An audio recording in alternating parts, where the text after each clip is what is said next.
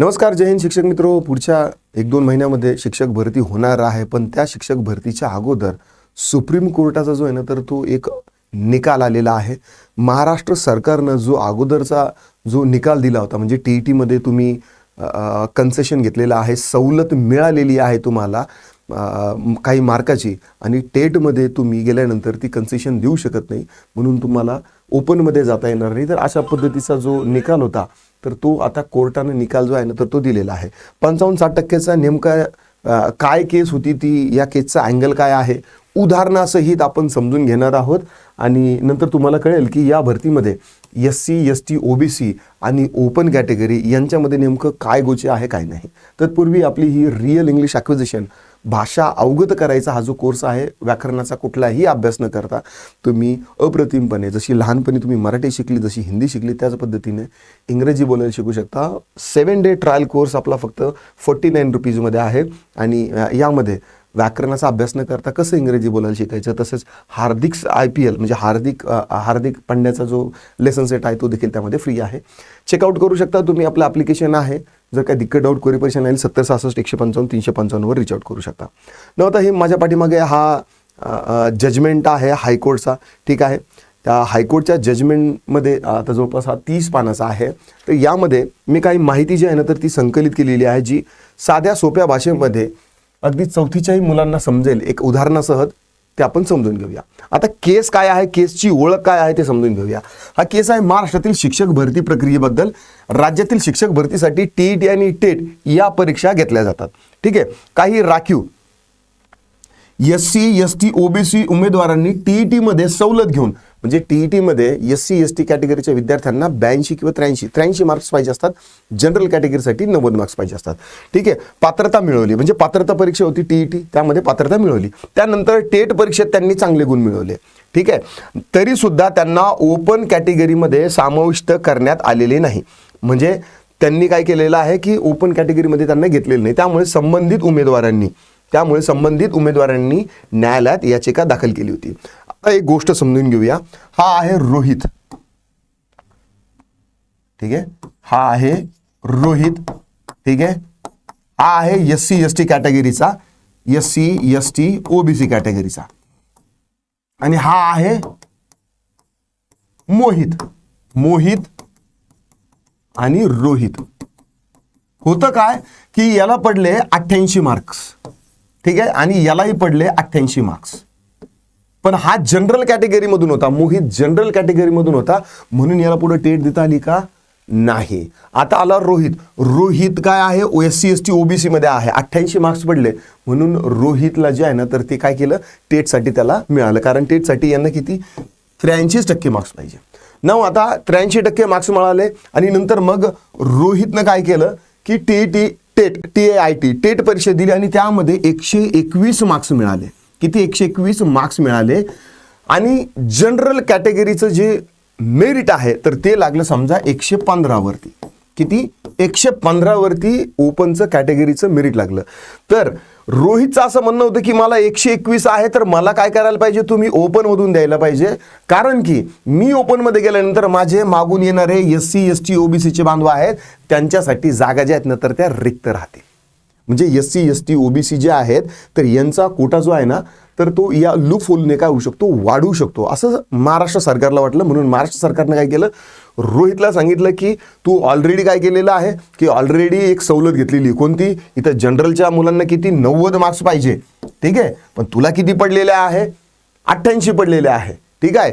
जनरलचे 88 वाले आम्ही फेल केले, तू इथं काय केलेलं आहे की सवलत घेतलेली आहे. आता पुढे तुला सवलत मिळणार नाही, असा काय होता की महाराष्ट्र शासनाचा एका हायकोर्टाचा निकाल होता. महाराष्ट्र शासनाने त्याचा पाठपुरावा केला आणि हायकोर्टचा निकाल तो होता.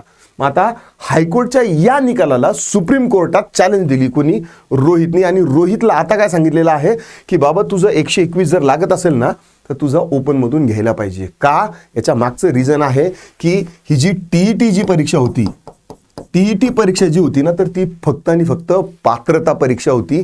यामधून तुझं सिलेक्शन होणार आहे का नाही. हायकोर्टला आणि महाराष्ट्र सरकारला सांगितलेलं आहे की हे जे टेटचे जे मार्क आहे, तुमची मेरिट कशावर लागणार आहे, टेटच्या मार्कावर लागणार आहे. मग याने अगोदर सवलत घेतली म्हणून तो दुसऱ्या सवलतीसाठी तो असणार नाही असं नाही. त्याने त्याच्या बुद्धी प्रावीण्यानं जे आहेत ना तर ते मार्क्स मिळवलेले असतील, तर त्याला जर ओपनच्या कॅटेगरीच्या विद्यार्थ्यांपेक्षा जास्त मार्क्स असतील तर त्याला ओपनमधून फॉर्म भरता आला पाहिजे, असा हा जो जजमेंट आहे ना तर हा दिलेला आहे. हे झालं सोप्या भाषेमध्ये. ना आता थोडंसं आणखी पाहूया मुख्य प्रश्न काय आहे. एखादा राखीव उमेदवाराने टीईटी मध्ये सवलत घेऊन जर पात्रता मिळवली असेल, टेट मध्ये जास्त गुण मिळवले असेल, तर त्याला ओपन कॅटेगरीमध्ये निवड मिळू शकतो का? आपण आता जे डिस्कस केलं ते ठीक आहे. हायकोर्टचा या अगोदरचा निर्णय काय होता? हायकोर्टचा निर्णय काय होता बघूया. बघा, हायकोर्टानं असं मत दिलेलं आहे की टीईटी मध्ये सवलत घेतली, ठीक आहे. टीईटी मध्ये ओपन कॅटेगरीला किती लागतात? 90 लागतात. तुला 88 आहे, तुला 83चं आम्ही सवलत दिलेली आहे. म्हणजे तू काय केलेली? सवलत घेतलेली. ओपनसाठी 90 सवलत घेतलेली आहे, विशेष फायदा घेतलेला आहे, म्हणून अशा उमेदवारांना ओपन कॅटेगरीमध्ये जाण्याचा अधिकार नाही. त्यामुळे विद्यार्थ्यांची याचिका जी आहे ना तर ती फेटाळण्यात आली होती, ठीक आहे. पण विद्यार्थ्यांनी काय केलं की दिल्लीला देखील म्हणजे राज्याबाहेर जर तुम्हाला जर अप्लाय करायचा असेल तर तुमचा जो आहे तर तो तुमच्या ओपन कॅटेगरीतून तो तुमचा जो आहे ना तर तो होणार नाही विचार असं लिहिलेलं असतं, म्हणजे त्याच्यावर बंदी दिलेली असते. पण न्यायालयानं ती बंदी आता उठवलेली आहे. सुप्रीम कोर्टाचा निकाल काय? सुप्रीम कोर्टानं हायकोर्टचा निकाल चुकीचा ठरवला, न्यायालयाने विद्यार्थ्यांच्या बाजूने निर्णय दिला आणि त्यांना दिलासा आलेला आहे. आता टीईटीचं स्वरूप काय आहे? टीईटी फक्त काय पात्रता परीक्षा आहे, ती अंतिम निवड ठरवते का? बिलकुल नाही. टीईटी पास झाल्यावर उमेदवाराला पुढील निवड प्रक्रियेत सहभागी होता येते आणि स्वतःच्या मेहनतीनं स्वतःच्या कर्तृत्वाने त्याला मार्क्स मिळवावे लागतात आणि तो मार्क्स मिळू शकतो, ठीक आहे. आता सवलतीचा अर्थ काय आहे? ठीक आहे, महाराष्ट्र सरकारनं सांगितलं होतं की बघ तुम्ही सवलत घेतली अगोदर, आता टेटमध्ये तुम्हाला सवलत मिळणार नाही. आता सवलतीचा अर्थ काय आहे? राखीव प्रवर्गातील उमेदवारांना टीईटी मध्ये 5% सवलत दिली होती, म्हणजे जो 55% आणि 60% जे तर ते इथं आहे. म्हणजे 55% SC ST OBC असतील तर त्यांना किती? 55% मार्क्स जे आहेत ना तर ते पाहिजे असतात SC ST OBC साठी, म्हणजे किती? 83 होतात ते. आणि ओपनचे असेल तर ओपनसाठी किती? 60% मार्क्स पाहिजे असतात, म्हणजे ते 90 मार्क्स होतात, ठीक आहे. तर ही झाली सवलत, ठीक आहे. सवलत फक्त पात्र होण्यासाठी असते, याचा अंतिम निवडीवर कोणताही थेट परिणाम होत नाही असं सुप्रीम कोर्टानं सांगितलेलं आहे. आता अंतिम निवडीची प्रक्रिया पण समजून घेऊया. अंतिम निवड टेट परीक्षेतून गुणांवर आधारित असते, ठीक आहे. टेटमध्ये सर्व उमेदवारांना समान नियम लागू असतात, कोणालाही अतिरिक्त जो आहे ना तर तो फायदा दिला जात नाही, सगळ्यांसाठी सारखेच नियम असतात.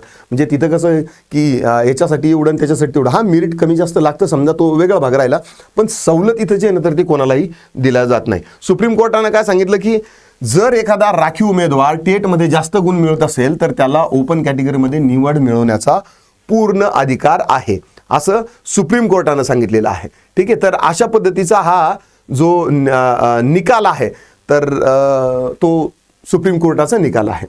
आशा करतो तुम्हाला व्हिडिओ आवडला असेल. मी फार नवीन आहे टीईटीचं हे जे क्षेत्र आहे, ठीक आहे. मी सरळ सेवा MPSC यामध्ये थोडंसं काम केलेलं आहे, पण आता टीईटी या क्षेत्रात देखील मला असं वाटतं की जे जे आपल्याला सुचतंय समजा, जे आपल्या बुद्धीच्या हिशोबाने मला असं वाटतं की शिक्षकांना माहिती व्हायला पाहिजे, त्या दृष्टीने माहिती संकलित करून विद्यार्थ्यांपर्यंत पोहोचवण्याचा हा केविलवाणा प्रयोग आहे. अर्थात यामध्ये बऱ्याचशा चुका देखील होऊ शकतात. जर माझं या व्हिडिओमध्ये किंवा इतर काही जर कोणत्याही व्हिडिओमध्ये चुकलं तर अधोरेखित करा, मोठा भाऊ किंवा लहाना भाऊ समजून. येस, अँड आशा करू तुम्हाला हा व्हिडिओ आवडला असेल तर लाईक करा, शेअर करा, कमेंटमध्ये तुमचं काही दिक्कत, डाऊट, क्वेरी, परेशानी असेल नोंदवू शकता. आतापुरतं एवढंच, थांबतो, पुन्हा भेटूया. राम राम.